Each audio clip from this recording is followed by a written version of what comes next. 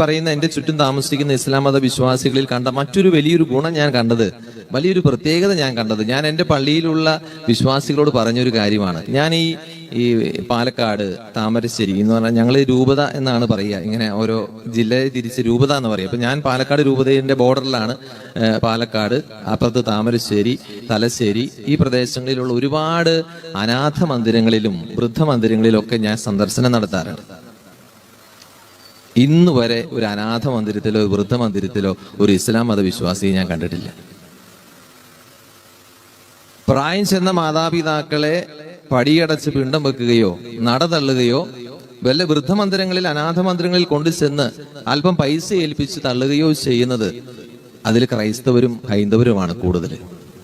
ഒരൊറ്റ ഇസ്ലാം മത വിശ്വാസിയെ, പ്രായം ചെന്ന ഒരു ഉമ്മയെ ബാപ്പയെ ഞാൻ ഇന്നു വരെ ഒരു അനാഥ മന്ദിരത്തിലോ വൃദ്ധമന്ദിരത്തിലോ കണ്ടിട്ടില്ല. അത് വലിയൊരു പ്രത്യേകതയായിട്ട് ഞാൻ വളരെ അത്ഭുതത്തോടു കൂടെ കാണുന്ന ഒരു കാര്യമാണ്.